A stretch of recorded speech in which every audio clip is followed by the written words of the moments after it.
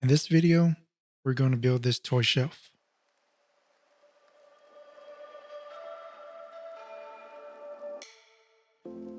Like all projects, it starts with milling down the lumber to the right size.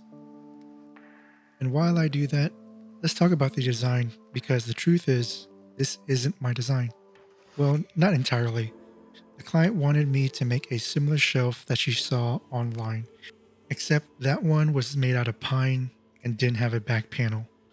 After going back and forth a few times, we settled on solid walnut as a choice wood for the build. The client loves mid-century modern furniture, and I just love walnut, so walnut was a no-brainer. Even though this isn't a very complicated project, I want it to still be very unique. I wanted part of the design to be intentional. I knew I couldn't deviate too much from the given design and dimensions that she wanted, so changing the physical shape was out of the question. I decided to focus my attention on what would often be an afterthought, which is to highlight the grain of the walnut boards and to use the grain to elevate what would be a very simple piece of furniture. If I were to butt two boards together and call it a day, the piece would still be amazing. I mean, who doesn't like solid walnut furniture? But I decided to go beyond that and chose to book match each panel, which highlighted the wood grain in a subtle way. Now, I'm aware that if you're following along the plans, you may not have a way to resaw a board in half to get the book match look. I encourage you still to consider the grain pattern on the boards when you're picking them out and how it may affect the overall look of your build. I left a little bit of material during the initial milling process so that I can come back after I resawed the board to trim them down to the right widths.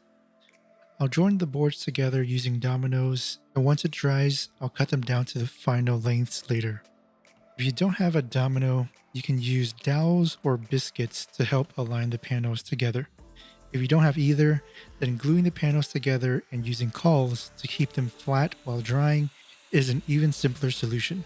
The goal is to keep both faces of the boards aligned and flat so you don't have a lip between the two.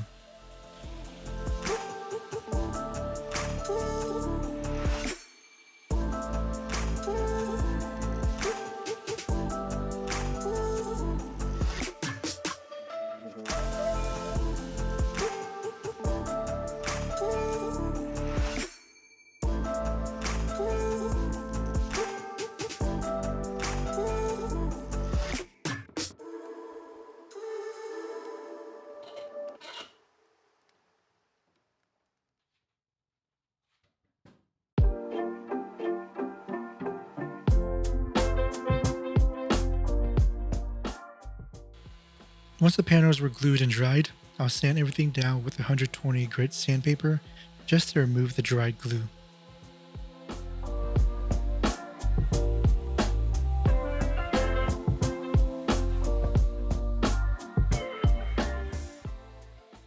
With the panels roughly sanded, I'll cross-cut them to the right lengths on my table saw.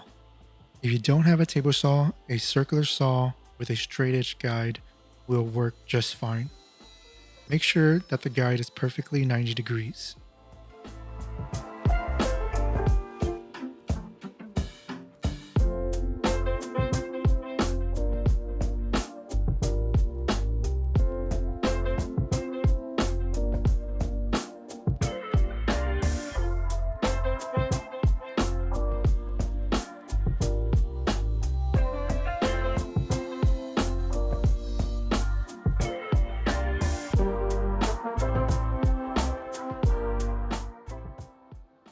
To connect the bottom panels to the side, I'm going to use a dado joint.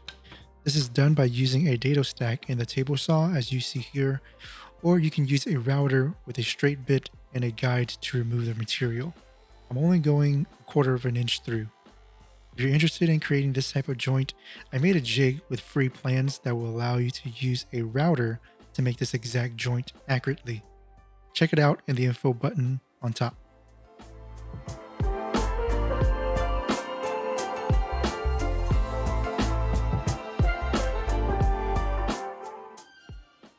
To connect the top panels to the side, I'm going to use a stop dado.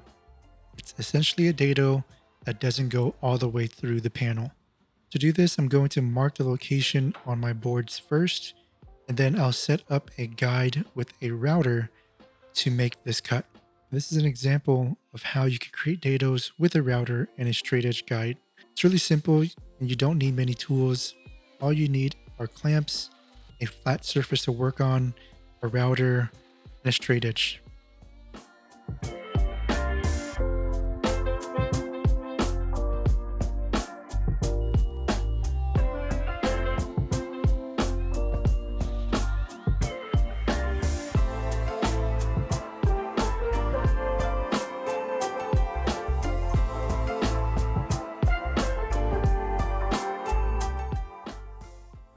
Because the router bit has a radius to it, I'll need to go back with a chisel to square off the ends so that the side panel would sit nice and flush inside this slot.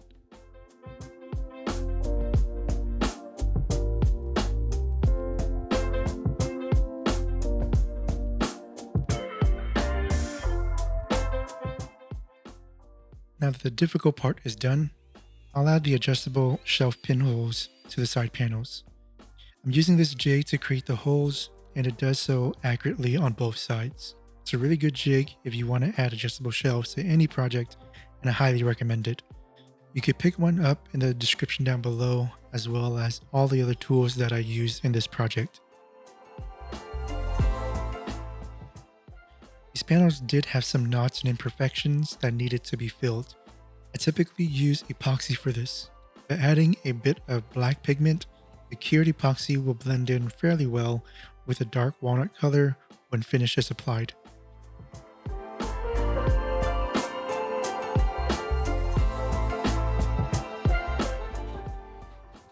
Once the epoxy dries, which usually takes about 24 hours for these small areas, I'll sand off all the excess and give the entire panel a final sanding to 220 grit.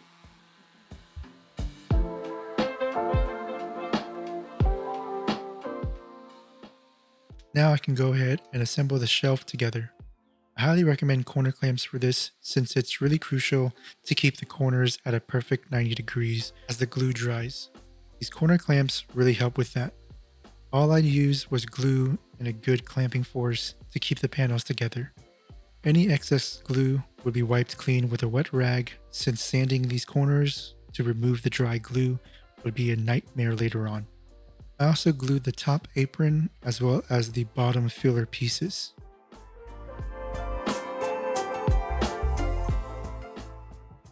I did run into some issues while gluing the panels, and let's just say I was not enjoying it.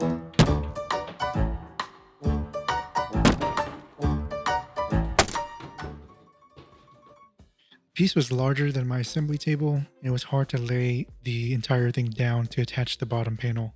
I decided to move the entire thing down to the floor and glue together the bottom panel into the dados located on the side panels. Then I'll let it dry overnight.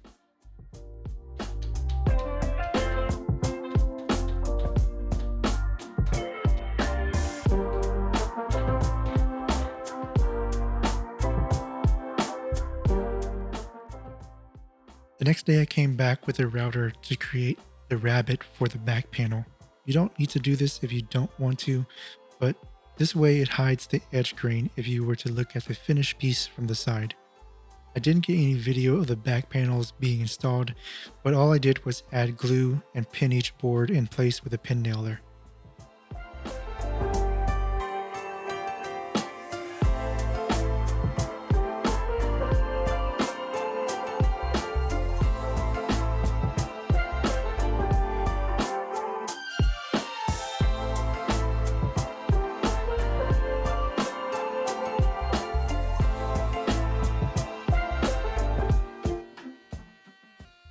To prep for finish, I'll vacuum all the surfaces to remove any debris, and I'll wipe the entire piece down with mineral spirits.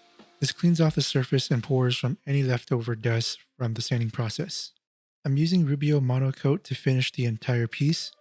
Rubio Monocoat is a one-coat system that is really easy to apply.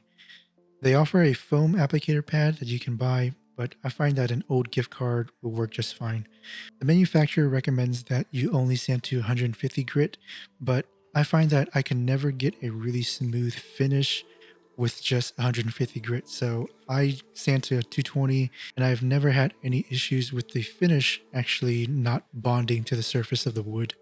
But that's just my experience. Your experience might be different. Although this is a very fantastic finish, it is expensive, so I'll recommend some other more affordable finishes in the description down below.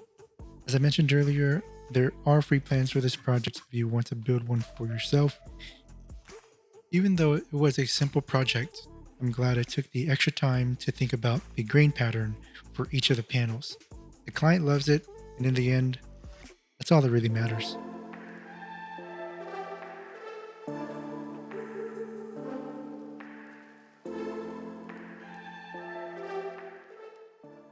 If you liked this build, check out this media console I completed for another client, or check out this playlist for full build projects here. Make sure you comment, like, share, and definitely subscribe. Until next time, it's been Bao with Design Craft Workshop. See ya.